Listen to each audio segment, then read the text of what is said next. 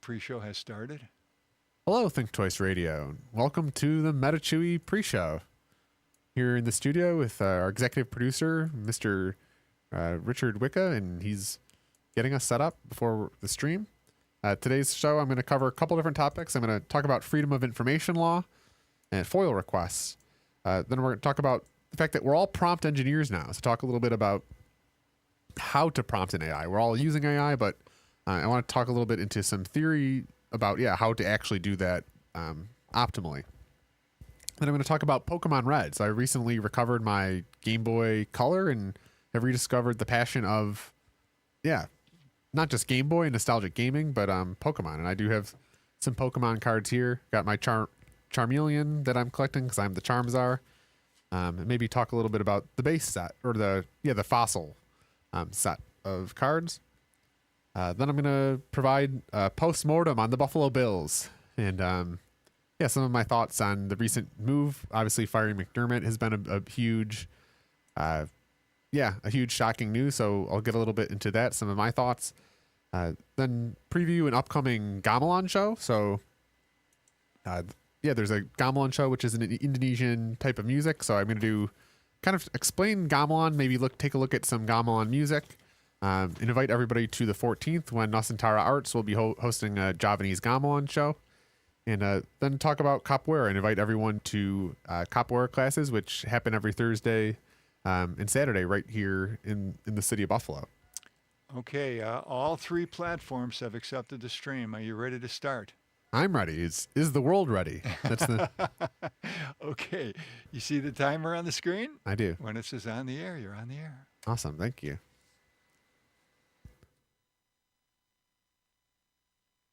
Hello, Think Twice Radio, and welcome to the Metachewy Livestream. I'm Metachewy, and this is my live stream. And today we're, going to be diving deep into the world of Pokemon.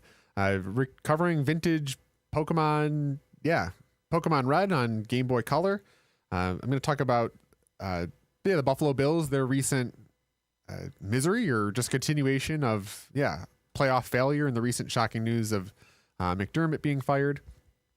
Then we'll also talk about, gamelan music, capoeira, and artificial intelligence and prompt engineer and how to prompt an AI. But first I wanted to start with freedom of information law or FOIL. So I want to talk a little bit about, this tool available to us all, which is called FOIL. So first I want to start with what is FOIL. So FOIL is just kind of the acronym for the Freedom of Information Law, which is a law. It's here in New York State. It's a law that we have that essentially allows, freedom of information. So it's a tool where anyone can request documents from the government or any government agency. And it's a tool that I personally have used in my kind of role as an urban planner, as someone that's civically engaged, someone that follows City Hall. It's just this amazing tool that I think not many people are aware of, but I wanted to kind of dive deep into freedom of information law. Because, it's a way for citizens, especially where we live in this democracy. And I think someone argued that we're in a declining democracy. And I think FOIL is one of the most powerful tools that citizens have, because it's this law that allows anyone to essentially ask the government for records, right? You could never imagine communist China. I'm sure the CCP would not give you government records, right? But we are blessed here in New York State, in the United States, to have a democracy and freedom of information law. You can request documents, and I think I've used it probably most recently following the city of Buffalo's police training and shooting facility that they're proposing by the Central Terminal. I know that's been kind of one of the uses I've used it lately. And kind of to recap that, back in March, there was this item around the state environmental, or back in March, the Common Council approved a bond to finance the police shooting and training facility. So at that time, I was just reading that because it was something I was interested in, and I was reading that bond document, and there was a statement in the document that said SEEKR, or the State Environmental Quality Review, had been conducted for the facility. So given my involvement in Eastside Parkways and how that was a SEEKR case, that provoked the question in mind of, the city has done a State Environmental Quality Review for this facility. Right. And with FOIL, I was able to ask the government for those documents. So back in March, I filed a FOIL request seeking the State Environmental Quality Review documents for the facility. And they actually never ended up really responding. Well, they responded to me, but said they didn't. But it was a tool, and just the first tool. I think that's a good example of, right. You can ask the government for documents, and you can't. So I want to get a little deep into that, but it's a good tool. I've used it, and yeah, it's a tool available. I'll focus specifically on Buffalo City Hall just because that's what I'm most familiar with. But FOIL is something that applies to all government and state agencies. So New York State, the DMV, you could FOIL for records. Any kind of government agency, you can ask them questions. And I will say you can't ask them questions. So when you're using FOIL and you submit a request for documents, you can't ask them questions, right? So you can't say, you couldn't say to the government, what are, I don't know, who's running the DMV? But you might be able to see, but you could say, give me documents sufficient to show who's running the DMV. So you can kind of ask for documents to questions. So it's not a way that you can ask the government a question, but it's kind of, you almost have to reverse engineer your question, right? So I think the seeker documents is a good example. If you couldn't say to the government, where's the seeker documents, but you might be able to say, right, based on your understanding of seeker, you might be able to ask for documents sufficient to show an environmental assessment form, which is part of seeker. So you almost, when you're filing a FOIL request, you have to start with like kind of your big question that you can't straight up ask them a question. You have to kind of indirectly think about, and I think one time I was at a PPG event and there was a FOIL attorney there, and he said his favorite line is documents sufficient to show. So he kind of said, you can't ask a question, but you could ask a question and say documents sufficient to show, and then ask a question. Because ultimately FOIL is about documents. It's the release of information and data which lives in government documents. So say you can ask for documents, and the city of Buffalo has two kind of different FOILs. So the police department actually has their own FOIL website, and then the rest of City of Buffalo has their own FOIL website.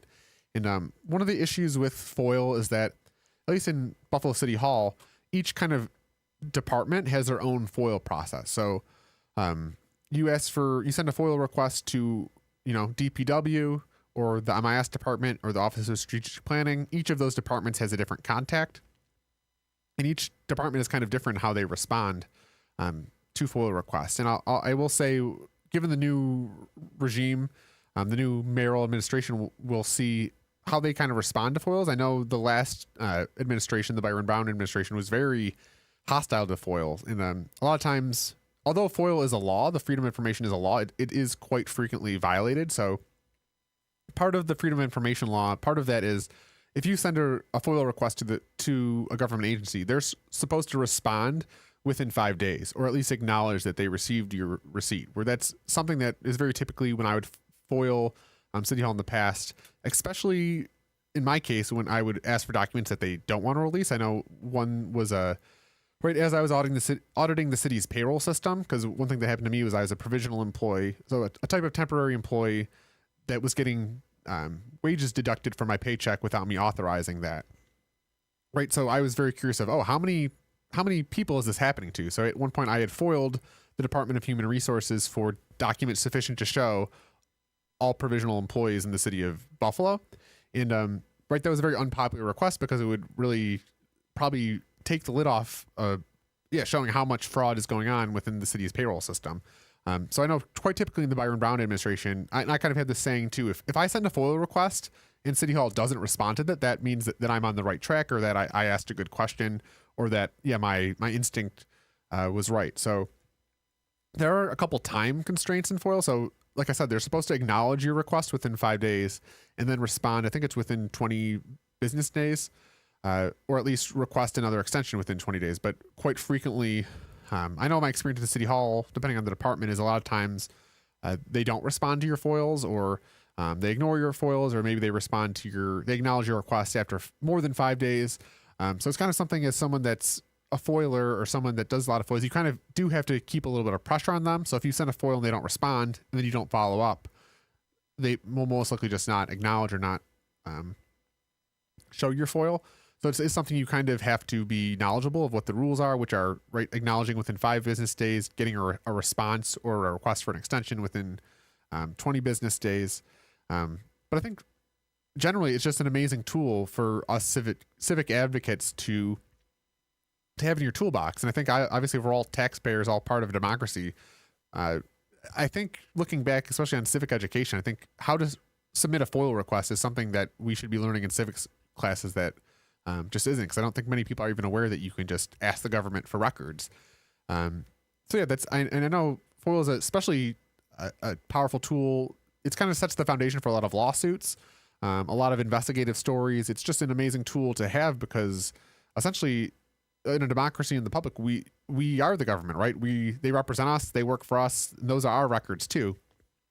And I will add one caveat that not all records are FOIable, so there's a lot of things like personal identifiable, like things like I couldn't ask for, documents sufficient to show all the social security numbers for city hall workers, right? That's a very sensitive information. So there are a few legal kind of stipulations that city hall can reject or object to your FOIL, saying that, right, if I sent a FOIL for social security numbers, city hall could then cite a legal standing that say that, that is not in the purview of FOIL. But outside of, personal information, there are a couple different categories. I think there's intergovernmental communications. So if there's sensitive communications, sometimes they can object to that. But just generally, if there's really no reason for them to hold it, government records are, they're the people's record. So, FOIL is a great tool, and I encourage everybody to use it. And I think, so I just wanted to talk a little about FOIL and just know that it's a tool that is available to anyone. Which kind of leads me to my next segment which is we're all prompt engineers now. And I joke, right? And when I say prompt engineers, I'm really just talking about AI. So in my case, I may be a prompt engineer with deep expertise in freedom of information law.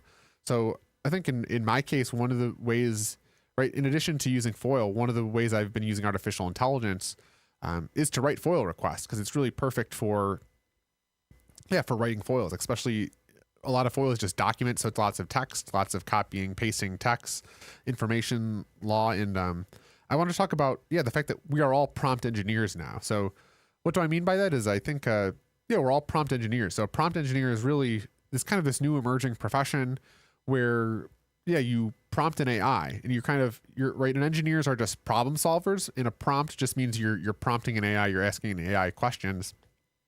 So really a prompt engineer is just a problem solver that's using AI to solve problems, kind of to put it simply, if I could. And I think, right, I'm using AI, we're all using AI differently, but I did want to talk a little bit about some of my experience and some things I learned just using AI, prompting AI. It's really a huge tool, not just for me in FOIL, but of lots of things, whether it's myself working professionally, even to, draft or script a podcast. I actually prompted, before I came here, I prompted the AI to be an executive producer for my show at Think Twice Radio. So I think, too, a lot of times, at least how people start using AI is kind of using it like a Google form, right? So you just kind of open up a ChatGPT or a Claude Code or Gemini, and you just ask it a question, which is good, right? It can provide good information. But I wanted to get into kind of some of the very technical, theoretical things that I've learned about how to, and I want to give credit where credit is due. This past June, I participated in Buffalo Startup Wednesday, which was essentially this AI hackathon where it was a bunch of people interested in AI, and we spent a month just, developing ideas or projects or apps that we had. And in that project, I worked on an open source city budgeting website. And in the group, the first week we really learned about prompting, and I have to give credit where credit's due, but one of the leaders of that group, he shared a video that was put together by Clark Deaver. And he kind of, that was my first really exposure to, prompt engineering and actually kind of some of the proper ways to prompt or as a prompt engineer to get the best output. Because, right, input, you put text into an AI or a large language model, you get an output. So you don't really control the output, but you can influence the output with prompting. So, right, I think a lot of people, they just use AI as a chatbot, so they ask it a question, but I want to talk about a little bit of how to really, how to prompt better. And I think AI in prompt engineering has really, I call it, it's almost invented this field of creative technical writing, right? So let's break that apart. So creative technical writing, right? So creative writing, I don't know, if you think of creative writing, you might think of Game of Thrones, of Harry Potter, of of really creative fantasy novels where these creative writers, they come up with these very vibrant landscapes, very intricate character plots, characters, scenery, right? So that's creative writing. If you're coming up with very creative ideas, painting vivid pictures, vivid imagery through words. So that's creative writing. And then technical writing is really, right, you buy a new TV at the Best Buy, and in that box is a little pamphlet that has detailed instructions on how to use that. So every step of how to get your TV is in that manual, right? Most of us get that manual, we throw it out, we keep it in the box, we don't read it, but in that manual is a very step 1, step 2, step 3, right? Step 1, plug computer into wall, or plug TV into wall. Step 2, hit power button. So it has a very detailed overview technically of every single button on that thing, what it means, how to hang it properly, like every single detail you could possibly think of, which right in the real world isn't really useful because we all know, right? We all have inherent knowledge to know how to work a TV. But technical writing is really just the world of manuals, whether it's a new fridge, a new oven, those technical specification manuals, which are extremely dry, right? They're very linear, do 1, do 2, do 3, no vivid imagery.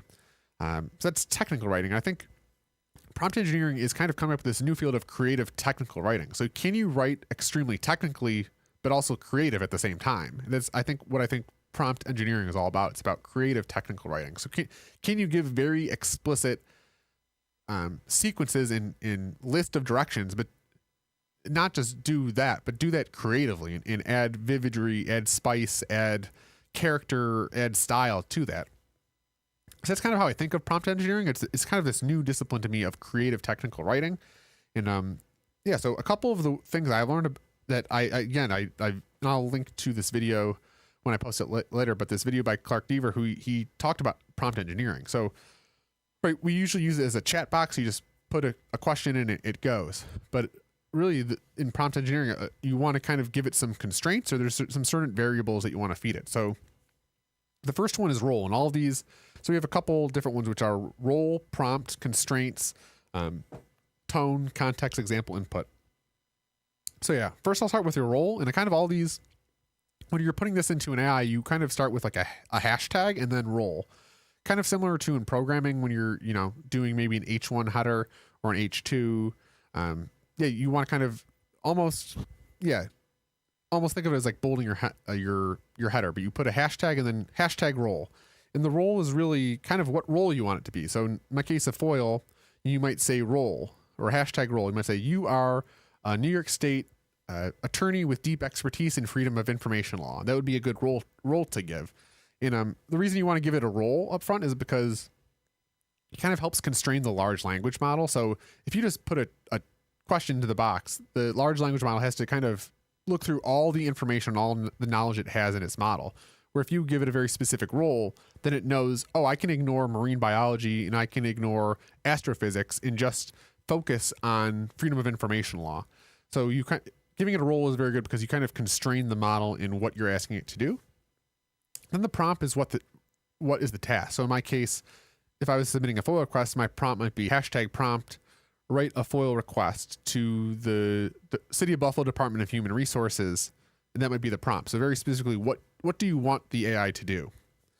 And then constraints. So you might do hashtag constraints, and constraints is all about giving it rules and limits, right? So if I say write a FOIL request to HR, right, giving a constraint might be in less than 200 words, or maybe you want between 400 and 600 words, or maybe you want 10,000 words. So giving it a constraint of kind of what are the rules that you want it to be? Do you want it to be 3 paragraphs? Do you want it to be 5? But I think, word count is kind of the best example of constraint of, if I say write a FOIL request to HR, it's a very broad request. Whereas if you say write a FOIL request in less than 200 words, okay, now you've kind of constrained, again, your output. You're influencing your output. And then tone. So I might also then add a hashtag tone. So what do I want the AI to write a FOIL request in? I know one tone that I love to use is I write in the tone of Theodore Roosevelt as a police commissioner of New York City and with the moral fiber of Atticus Finch. So I think that's a very specific tone. But tone is a very, right? Do you want to write a FOIL request in the tone of a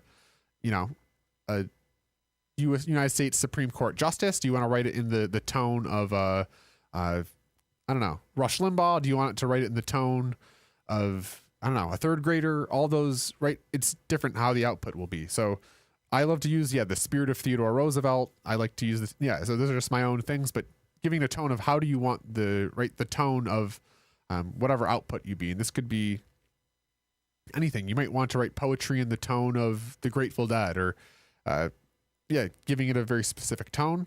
And then hashtag context. So context is all about giving it situational awareness. So again, if I'm following the human resources department, I might do hashtag context and give it a bunch of information about, right, who I am, who the commissioner of human resources is, what law they're violating, history of, so you just kind of give it the picture. Because if you just say write a FOIL request, it's going to write a FOIL request, but it needs to know the greater picture. So giving it context, I think, is very valuable too. You're almost giving it input and background information, right? So in like a Harry Potter, in like a vivid picture, having context to who the other characters are in the game, what the landscape is, what's the plot, outside of your task. Because if you give it a task, it doesn't know kind of the situational awareness. And context is hard too, because a lot of human beings, right, even with the TV, we have a lot of ingrained context that we don't even really think about when we just plug a TV in. But you literally, when you think of an AI, you have to almost think like you're talking to a toddler that has literally no information. So anything you don't tell it is just going to assume things that may or may not be correct. And then the last two are, you might do hashtag input, hashtag output. So hashtag input, you might give it an example of a FOIL request that you want to write, or maybe an example of poetry you want it to mimic. And then an output, you might even take a stab at, formulating or giving an example of what you like the ideal thing to look at. So maybe I give it a couple of FOIL requests that I wrote previously that I want it to model off of, or just give it kind of an idea of what you're hoping the output is. So those are kind of the categories: role, prompt, constraints, tone, context, and all of those start with a hashtag. And I think, and I think one of the things I learned at the Startup Wednesday was this idea of a one-shot prompt, which is a one-shot prompt is if you only had one prompt to the AI, how would you write that? So I think a lot of us, we have kind of chat conversations with an AI, but I think it's really good to have this kind of pie in the sky vision of, okay, if I only had one shot where I could only hit the input button once, how would I write that? And then you think of every single detail, right? Again, our technical writing in mind of every little detail, every step that it needs to know. Don't skip anything, because if you skip something, right? If you write a manual for how to work a TV, but you leave out step one of plugging in, all the other steps aren't irrelevant. And human beings, we just know, obviously you turn it in, but unless in technical writing, you literally have to say, plug the TV in. So when you're working with an AI, you really need to think of every single detail that it should know, because if you don't put it in, it's just going to assume things that aren't true. And then, the creative. So I think some of the things like tone, the role, all of those, right? Even if I was a good role, I might think of if you are an attorney general with the spirit of Theodore Roosevelt as the New York City commissioner, right? And you could write this whole vivid role of it, which would make a very vibrant kind of output, which might be different than giving a very bland, right? You are a FOIL attorney type of thing. So that's kind of an overview of prompt engineering, and I encourage everyone to just play around with and learn about how to prompt, because I think it is this new skill set of how to write to an AI and how to do that optimally. And ultimately, it's about influencing the output and creating such a vivid, technically intense input that the output you get is super rich and exactly kind of what you thought. Because I'm coming to the single shot prompt idea. If you wrote your prompt so vividly that it had every single detail, had vivid color of the tone, the style, the context, everything's going on, in an ideal world, the AI would just produce what you're looking to do. So I think the more detailed you can be, the better output you could be. But that's a little bit about prompt engineering, because ultimately we're all prompt engineers now. Now we have AI at our tips, whether you're a social worker, whether you're a teacher, whether you're a podcast producer. AI is not going to take your job, but I joke that expert human beings using AI are going to take your job. So I think it's important for all of us to not just learn AI, but become experts in your field and in certain niches. because yeah, I think that's the future. So let me know in the comments what you thought. How do you use AI? Will you use any of these tips and tricks? And yeah, let me know how you are on your prompt engineering journey. Okay, so I've talked about FOIL requests. I've talked about prompting AI. So let's pivot to something a little lighter now, which is Pokemon. So yeah, I recently discovered in an old box my Pokemon color, and yeah, I went to a Buffalo Card Con and they were selling, one of the vendors at the Card Con was selling, yeah, Pokemon Red, which was an old video game. And I was like, I played that growing up. Do I have that around? So I was at my parents' house this past weekend, and, you know, I was like, yeah, let me stumble around in the basement, in the attic, looking in boxes, because I know maybe I have my Game Boy somewhere. And actually the first box I looked in, yeah, I found my Game Boy, and in it was, yeah, Pokemon Reds. This is Pokemon Red. This is, yeah, my original cartridge, made in Japan. I don't know what the year this was, but yeah, I found this, and it's I've been playing it, and it's fun. So I did want to kind of talk a little bit about, yeah, Pokemon Red. So here again is a look at the disc of this vintage game. I mean, I spent many hours playing this, but yeah, there's just something about the vintage games. Vintage is new again. Yeah, it's this red.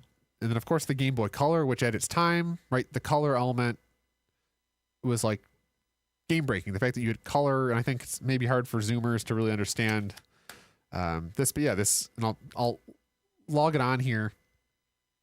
Let's see if I can find an angle that's good to work on. But yeah, as that gets started, I want to get a little bit into Pokemon, right? Because I think the first thing, it's kind of been fun to get into Pokemon cards and the Game Boy game at the same time.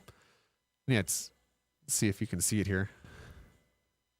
That's the intro, Pokemon. It's just been fun to get back into it. So I have a game going here. I call myself Chewy. So here I am walking around. Yeah, you can look for monsters, Pokemon. And I think it's funny, right? This is Pokemon Color, and I don't think by today's standards that this is color at all. But yeah, here I am battling. Oh, it's a Weedle. Yeah, it's a level 8 Weedle. So I got my odd shell. I'm actually training right now because I'm fighting this Pokemon gym. So I'm fighting a water gym, and I need a plant Pokemon. So I have, let's see, we'll hit him with Absorb. And yeah, this has been very nostalgic for me to get back into Pokemon games. And yeah, it's just been fun to get back into it. We'll see Runaway because it's, yeah. And I got to show everybody my charms are. So you have this Pokedex Pokemon. Let's see if I get, yeah, my charms are here. That's my charms are. That's my main character. Yeah, it's a little bit about Pokemon Red. So we'll turn off for now. But yeah, I think getting back into Pokemon here in the cards and this game it's kind of cool at the same time because I have appreciation. But essentially, I want to talk a little bit about the Red game. So first, when you get into Pokemon Red, kind of the first thing that happens is you have to choose. First of all, you meet this guy, Professor Oak, who this is the Professor Oak base set card. But Professor Oak, he essentially has 3 Pokeballs because he's like this Pokemon researcher. So he's trying to study and collect all the Pokemon, but he has these 3 Pokemon balls. And essentially your first thing you do in Pokemon Red is you have to pick one of the 3 balls. So you either get to choose a Charmander, a Squirtle, or a Bulbasaur. I went with the Charmander. I felt like, given I was playing Pokemon Red and I'm collecting Charmeleons, I had to. But yeah, it's like the most important decision in the game because essentially, as I've been getting into Pokemon Red, realizing just how much, right, countering the different energies. So I have a Charmeleon at this point because he's evolved. So he's the fire Pokemon, right? He's red. And I'm right now trying to get past the Pokemon gym where the gym leader there has water Pokemon. So water obviously beats fire because it's, obviously water puts out fire. So my Charmeleon is like almost useless fighting this gym because he's getting like stymied by a Starmie. So yeah, that's the kind of the first thing is you have to choose either Charmander, Squirtle, or Bulbasaur. And yeah, I think it's just got me, back in the mindset. It's cool to be getting back into cards while I'm also getting back into this game because I've been spending too much time. I know it's a little 2-inch monitor here, but it is, yeah, it's just definitely a lot of nostalgia coming back, and it makes me appreciate even maybe some of the lesser Pokemon cards because, right, you're encountering Rattatas and Sparrows and Weedles, which are kind of feeble Pokemon in Pokemon lore, but it makes me appreciate the cards much more. So I did want to. That's a little bit about Pokemon Red. So yeah, I'll keep you all posted on how I'm doing, and yeah, I think Game Boy games and Pokemon Red is coming back, at least in my soul and spirit. And it was just funny because I was at the Pokemon vendor and they were selling refurbished games, and they were explaining to me how, right, if the game gets old, you have to refurbish it, and some part needs to be taken out and a new one needs to put in. But after maybe 20 years, turned this thing back on, and it worked like no charm. And yeah, this is my new time killer. And it's fun at the same time to be playing it. But I did want to talk about, yeah, last week I covered the base set. So I talked a little bit about, yeah, the Charmeleons that I'm collecting. So I've got these 3 Charmeleons. So yeah, I talked about the base set, which is essentially the original, the original Pokemon run. And these are all Shadowless sets, which I went over, of the difference between a first edition, a Shadowless, and a base set. But today, kind of, I want to talk about an earlier vintage set, which kind of in the spirit of the Kabuto King, right? Because the Kabuto King started this phenomenon where there's this pseudo name that he's collecting all of the first edition Kabuto cards.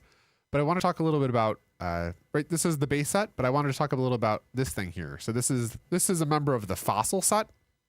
So the Fossil set was after the base set, which is original. The next kind of set, it was either Fossil or Jungle cards started coming out. And we have a viewer here, McIntyre. Hi, Virginia McIntyre. We're talking about Pokemon cards. So yeah, the Jungle set is one of the earlier, Pokemon versions. It's kind of after the base set, but this is one of the earlier versions of Pokemon cards. So I have a couple fossils here. I have a Zubat, an Ekans, and a Geodude. So there's kind of just different characters in the base set. If you have these more alternative characters, that the Pokemon company is starting to throw, but you can identify a fossil by essentially have like almost this. It looks like a skeleton hand here, and that means it's just they're a fossil set. And you can see kind of earlier versions when I talked about the Unlimited set has this shadow. Even the first edition fossils have this shadow, kind of different than the shadowless Charmeleon. And yeah, kind of similar to the base set. There's, first editions would have this first edition stamp, and then later runs have, they're missing a stamp. So all these Ekans, Geodude have no stamp, and that's the Fossil set. So one of the earlier vintage sets after base set, and really this Kabuto King. And I think there's a lot of people that have been mimicking the Kabuto King with their collecting cards, and a lot of them have started collecting first edition fossil cards. So I know there's an Ekans collector out there, and I wanted to take the Geodude, the Ekans, and the Zubat because I think traditionally, right, they're thought of as kind of these very feeble characters, or like nobody's really cares about an Ekans or a Zubat. But again, playing the Pokemon Red, these are some of the first characters that you encounter in the Pokemon world of Pokemon Red, is you actually encounter some of these fossil characters, which I guess being out of the game so long, I thought that I didn't realize how the fossil set characters were related to the base set. I kind of just thought of them as kind of unrelated, but as I got into this Pokemon Red game, some of the first characters you encounter are from the fossil set, even before you see a lot of the base set characters. So yeah, that's the fossil set, not to be confused with the base set, although they're obviously very similar. A lot of the same interface of how they look, right? The Charmeleon is a base set. So yeah, the vintage has this very look of the artwork, analog, right? Not very digital, although some of them are digital. But yeah, the fossil set is a later print run or different set of Pokemon cards that came after base set, but still vintage. I consider them vintage. I know at David Adams Card World, some of the packs I were buying after Unlimited, the fossil set, and that's why I actually have part of my personal collection. I do have a lot of first editions because I must have just been buying, David Adams at the right time when this was first coming out. So I do have a good amount of first edition fossils, which which are cool. I think I value the first edition. There's something about the first edition set and just knowing that it was the first print run of anything is pretty cool. But it was been really cool. And I think even growing up, these were not cards that, I thought were cool. They were in the back of the binder. They were not in the front. But as I got older, I think I've just had an appreciation for, the artwork of some of the vintage cards. I mean, this Geodude, just the artwork is cool versus the vivid colors in the background and the punching.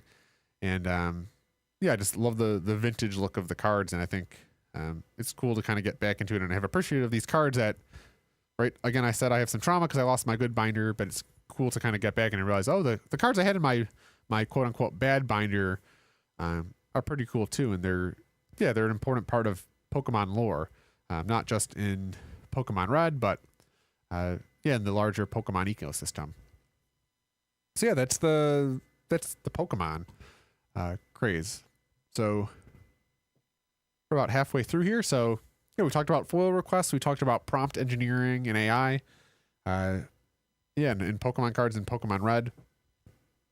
I think the next thing that is heavy on my heart is I'm a Buffalo Bills fan, and a lot of us are Buffalo Bills fans. So I wanted to talk a little bit about maybe this will be therapeutic for me, and maybe it'll be for you. But and there's no other way to put out of just another disappointing year, as it always seems to be somehow. The Bills find new, different, more painful ways to lose, but the Buffalo Bills lost to the Denver Broncos in the AFC divisional game, which was not the outcome. We were wanting, hoping, expecting, and yet again another Bills season ends short of a Super Bowl, as it has since the franchise, since the Super Bowl even became a thing.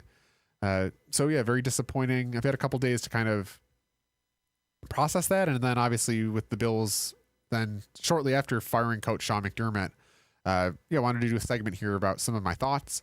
First, I think I'll start with the game. It was just a very, very disappointing game. I was joking in the beginning of the fourth quarter when the Bills took the lead, or I think it was at the end of the third quarter. We were winning. We turned the ball over 4 times and we were winning. And I was kind of joking, the Broncos are bad. We're winning. We had 4 turnovers and we're winning. And then, obviously they weren't too bad because they ended up winning the game, which was disappointing.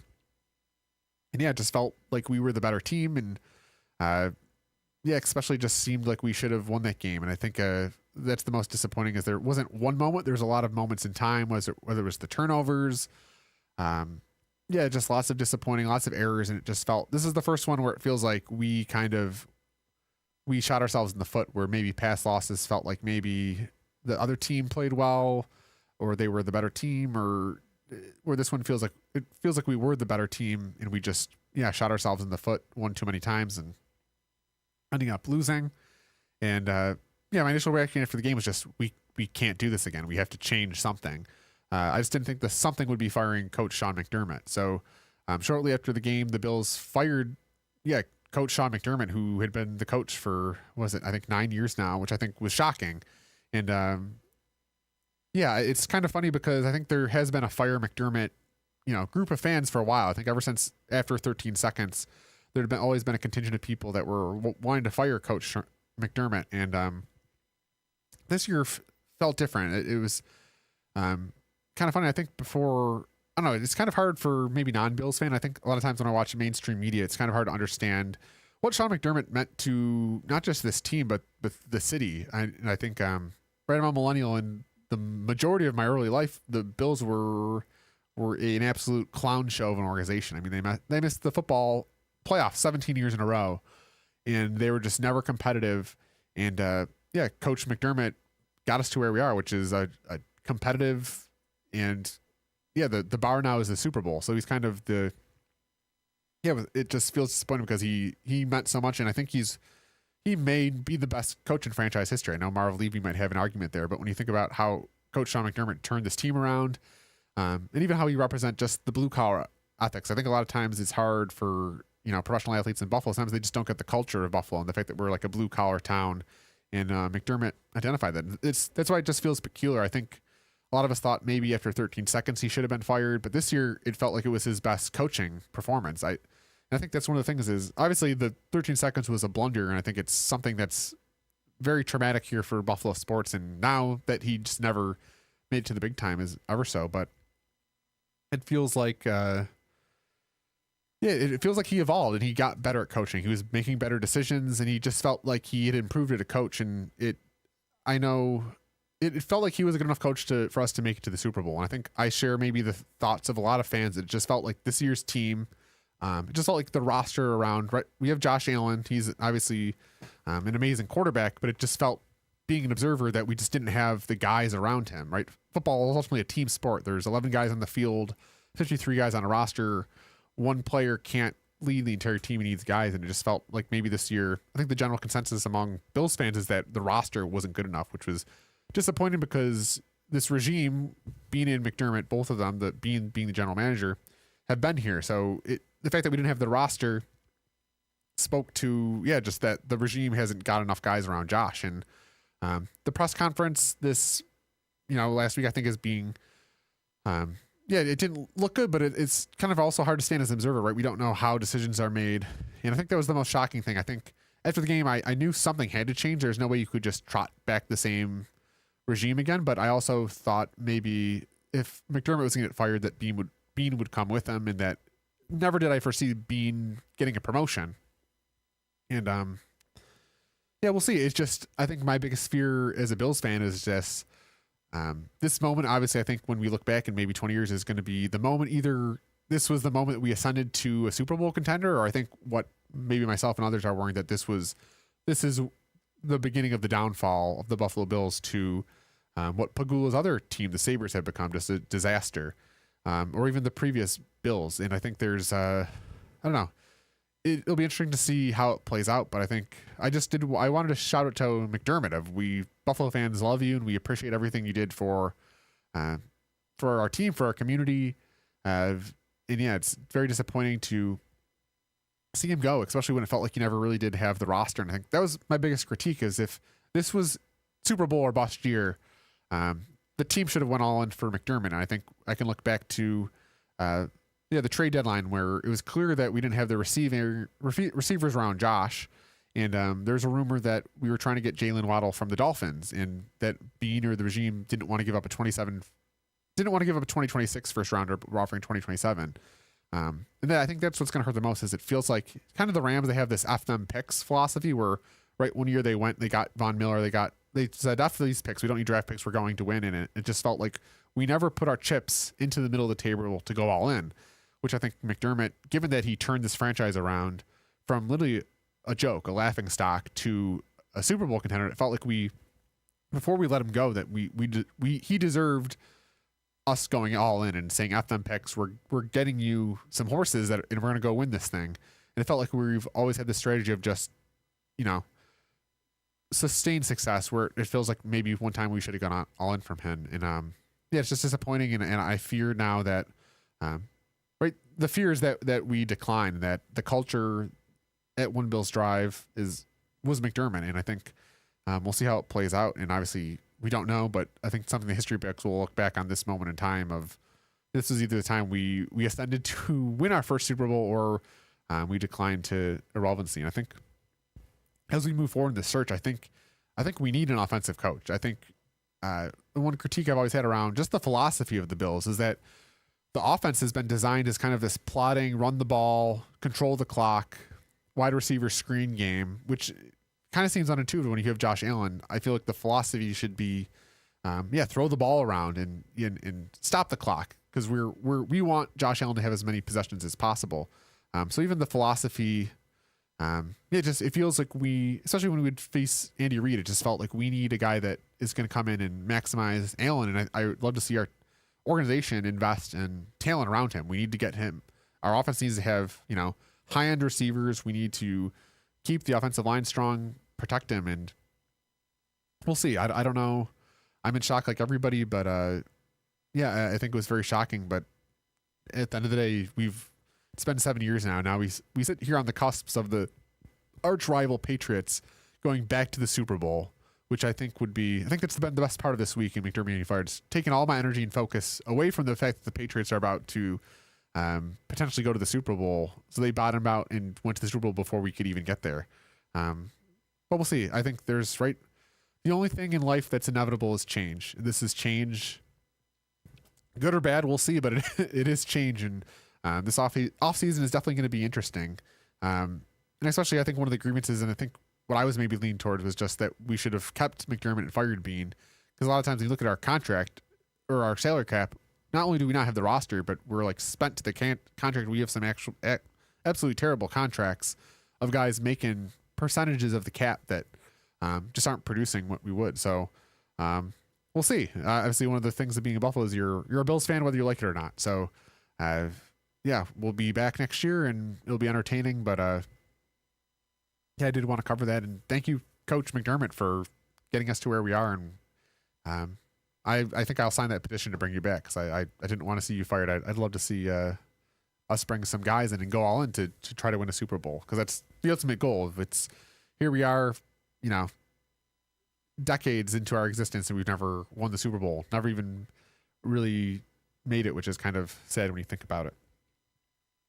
Okay, so that's the Buffalo Bills segment. So yeah, next I want to talk about a couple things. I want to talk about gamelan. So I want to invite everyone on February 14th, Nusantara Arts, which is the local gamelan club group organization here in Buffalo. We're holding a Javanese gamelan concert on February 14th, kind of Valentine Day themed performance. And there's going to be Indonesian food and gamelan music, specifically Javanese gamelan music.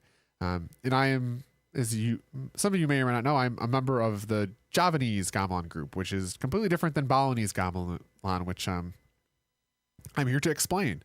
So yeah, I'm in the Javanese gamelan group, and there's another type of gamelan called Balinese gamelan, and while it looks the same and sounds pretty similar, they're somehow completely different.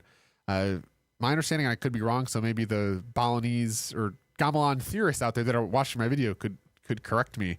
But my understanding was there was maybe some sort of ancient like palace, because ultimately it was like palace music, and then there was some sort of regime change similar to what the Bills just did, where one of the kingdoms failed and then a new kingdom came in, and because they left the instruments there, they developed, although the same instruments, the completely different set of music. But yeah, Balinese, the way I kind of shortly explain is Balinese gamelan is kind of like rock music, and Javanese gamelan is kind of like jazz music. So they're both music, they sound the same, but they're different theoretically.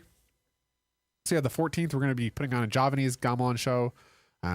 It's really cool to be part of the Nusantara groups in Buffalo, because, while Buffalo, New York is not really thought of as an Indonesian cultural hub, yeah, we have a thriving gamelan scene here in Buffalo. And we have this visiting master, Harry, who is, I think they call him Mas Harry. But yeah, he's this gamelan master who's, been playing gamelan his whole life, and he's an incredible musician. I mean, as someone that's been doing gamelan for a couple of years now, this master, I'm like struggling with one instrument, and this master Harry, he's playing two instruments, one of which he's playing upside down and backwards. He's singing, and then he's also correcting someone on the other side of the room that's playing a 5 when they should be playing a 6. And it's just like, oh, this person's like a Mozart of gamelan. So Mas Harry is going to be there, and I think he's going to be singing and playing with us. And it's really cool to be in Buffalo and be learning from a gamelan master. And so yeah, I encourage everyone to come out to the show. And there's also going to be Indonesian food, which I've never had before, which will be cool. And hopefully good. So yeah, I want to talk a little bit about gamelan. I do have some sheet music here, because I think it's right. Gamelan music is not Western music. It's music, but it's not Western music. So it's got some similarities but differences. And the first, I think, starting with gamelan, is not just right. Balinese is rock music, Javanese is jazz music, but then even within Javanese, there's two different sets of tunings. So kind of the way that right Western music, we have major scales and minor scales, which have to do with some of the notes that are flat or sharp and have different tones. In Javanese gamelan, there's cilindro and pelog, which are two types of scales. So I didn't want to have, I have some music here that we can take a look at too. So I have this song Willow Zhang. So I think when we're thinking about gamelan music, I think really it's just numbers, which is kind of cool. This is almost, you can kind of think of you that played band in orchestra, right? Sheet music where we have lines going across the page and notes that are kind of higher or lower based on their tone. Gamelan music is all numbers. So it's really just, numbers. And you'll see us when you come to our show, we're playing numbers. So yeah, like this one, this this Ompok starts 2-1-2-3, 2-1-2-6, 3-3 Ras 6-5-3-2. So kind of similar to, like, I guess if you were playing Western music, A, B, C, D, E, F, G. Because there's Cilindro. So this is Cilindro, which part of this word, I don't know if you can read it there, Cilindro. But here's the same song here, Willow Zhang, right? Willow Zhang, Willow Zhang. This is a Paylog scale. So 2-1-2, 2-1-2-3. Essentially, maybe we'll focus on this one, this 5-6-5-4. This one's 5-6-5-3, because essentially the tunings are different. So essentially, and maybe I'll draw something here, but essentially, if you think of Cilindro, I'll start with maybe this S here, and then Paylog this P. Essentially, Cilindro tuning, right? We have these keys that we play that are kind of, keys, and you'll see us hitting keys. Each of these has a number. So essentially, it's 6, 1, 2, 3, 5. There's no 4, 6, and then 1. So high 1, low 6. So essentially, the tuning in Cilindro is just low 6, or I think this would be, maybe this is high 6. No, low 6, 1, 2, 3, 5, high 6, high 1. So that's the Cilindro tuning, and each of these kinds has a key that you hit with a mallet, at least in the instrument that I'll be playing. So that's kind of the tuning for the Cilindro. And then the Paylog, if you're looking at it, it's the same thing, except for it's 1, 2, 3, 4, 5, 6, 7. And each of these have a key that you hit with your mallet. So kind of a very crude representation, but essentially you can think of these as major and minor scales. So different tuning. So 6, 1, 2, 3, 5, 6, 1, 1, 2, 3, 4, 5, 6, 7. And those are essentially the major and minor keys of gamelan. So if this is Cilindro piece, if I were playing this kind of with this 6, 1, so this 2, 1, 2, 3, I'd go 2, 1, 2, 3, 2, 1, 2, 6. And that's essentially, you're just playing notes. Playing numbers. And there's different tunings. This Willow Jing song is not even joking, gamelan. I have, even within gamelan, within Javanese gamelan, I have a very aptitude, or my interest is almost the very regal, ethereal sounding, lighter, palace type music where, so it's I can talk about it, I can show you numbers, but really I encourage everyone to come experience it. And on Valentine's Day, February 14th, Nusantara Arts is going to be having our first February Javanese gamelan show. So I encourage everyone to come out for a good time of music, food, and experience gamelan music and the intricate sound waves. So I'm really excited. It's kind of cool to be in a band when I'm not in a band, and encourage everyone to come out to the show. And then also I think Nusantara is going to be having free beginner classes. So maybe you like the show, maybe you don't, but if you do, we have free beginners classes that I encourage everybody to take in the new year. So that's gamelan. Any gamelan theorists, if you're tuning in, drop a note, because maybe I messed up some lore there. And I want to talk about next capoeira. So February is coming up, and February is it's Black History Month.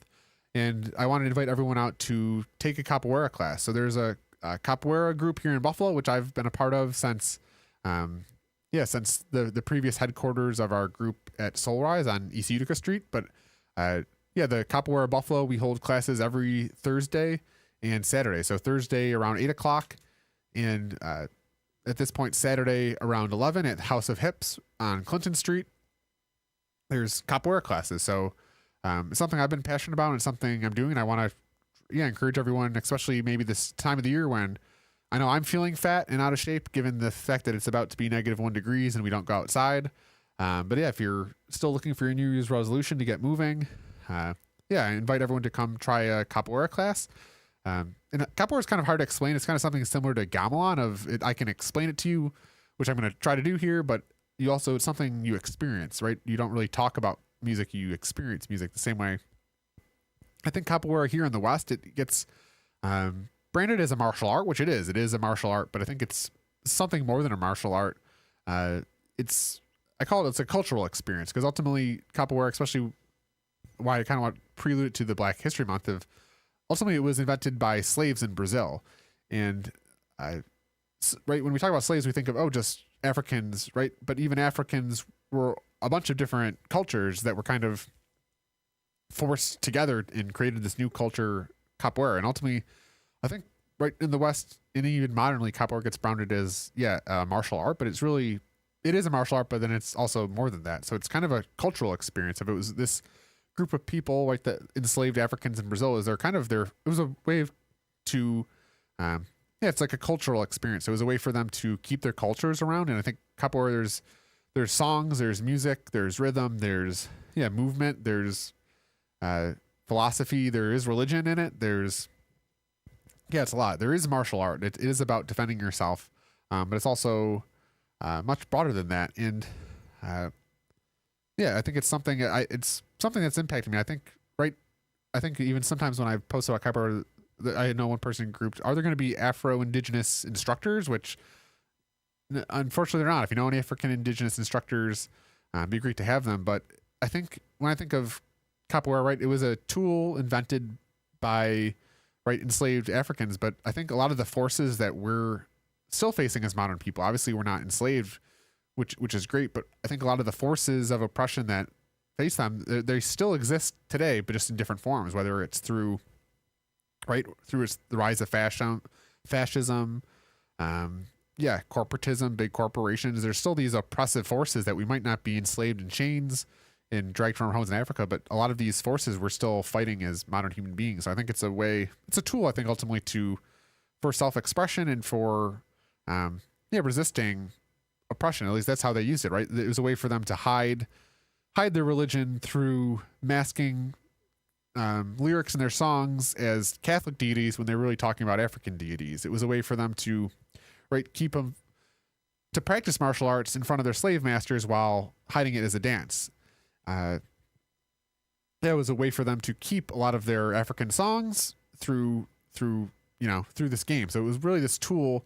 It was also this way for them to kind of come together and form a new culture, right? If they were taken from all these different African tribes, and I'm not a theorist or historian, but you had all these different Africans from different villages, and they all came together to kind of form and keep their culture alive. And so I encourage everybody, because it is a martial art. In the classes we teach at House of Hips, sometimes I sub in, but I think it's Monitor Toro who is leading the classes now. It's very beginner friendly. So we usually start with very basic movements. There's basic attacks, escapes, and movements, and start very basics, and then learn some of the very basic sequences, which are essentially just a way of stringing movements together. So we kind of say that capoeira is a language. In the same way, in language, you have to learn a few basic words, and then you eventually string words into sentences. It's very similar to capoeira of you learn basic movements, and then when you start getting good at those basic movements, you string movements together to have conversations or have interaction sequences with whoever you're playing with. Because capoeira, essentially, it's a game too, is a way it could be described, of two people, playing each other or fighting each other or play fighting. And they're having a conversation with movement. So I attack you, you escape, you attack me, I escape. And the conversation we have in the Hoda, right? If I throw a very lethal kick, a hard kick to your face, that's a different type of conversation than a very slow, like sweeping kick, a very, very hard punch kick, right? Your reaction is going to be different. It's the same way if I'm talking to you. If I walk up to you in the street and say, "Hey, F you," versus, "Hey, how are you doing today?" Right? Same thing. Words, having a conversation, but how you interact, the type of words, how you express yourself, ultimately, affects the conversation you have. So, part of capoeira too is the philosophy. There's lots of philosophical elements that even I am still ignorant to, because kind of like the Mas Harry and the Gamelan, there's masters, there's levels to it. I'm not a master, but I'm not a beginner, but I'm very far from being a master. But it's something, that I participate in, and I encourage everybody in the new year to come take a class every Thursday at 8 and Saturday at around 11 at House of Hips on Clinton. We have capoeira classes, and come out, experience it. And I think we're going to be doing a demo later this month on the 28th that I'll probably talk about next month. That's all I got on the agenda today. So we got 2 minutes now. Let's see. if I got anything else. So, yeah, I think maybe a quick update on my civil service item. So I was scheduled to speak next Tuesday at the Buffalo Common Council Civil Service meeting. That's now been pushed back to the 10th. And yeah, I will be speaking on item 25-2525, which is, or maybe it's 2025.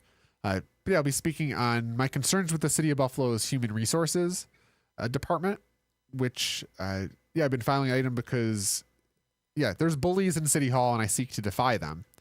So I'm going to ask for the immediate termination of Tracy Healy, who is my union president and also a civil service person in the civil service division. So she's not offering civil service exams as a city employee, and then also representing employees or not representing employees. It was my case. And then, terminating them without civil service protections. So that'll be an item that's coming up. And also the East Side Parkways, the New York State Department of Transportation, February 5th is holding listening session 4 at the John Jay Audubon in Amherst. So we're doing post-it note warfare. So I encourage everyone to get out to that event. We're fighting NICEDOT, or at least we're manipulating NICEDOT's listening process and getting post-it notes on a board to bring back Humboldt Highway, because that project is in the environmental impact statement. So they're in the early scoping stages. So if we can get input in there that we want Humboldt Parkway restored, if we get a lot of people saying that at the same time up in the front, it's going to make a lot of the advocacy work on the back end last bigger. And then I'll also say Polish Tatra sheepdog. So I was able to I had a litter of 3 Polish Tatra sheepdogs. I'm happy to announce that just this past week I placed one of the puppies at our final home. So I have a puppy that I placed in a goat farm in Connecticut to a nice Polish family, and then the other puppy went down to Virginia, and she's with a Polish guy working on a golf course. And I have a puppy named Plum Bob. So I have a Polish Tatrog puppy named Plum Bob, which Plum Bob. So that's the end of the show. So thank you for tuning in, and till next time, catch them all.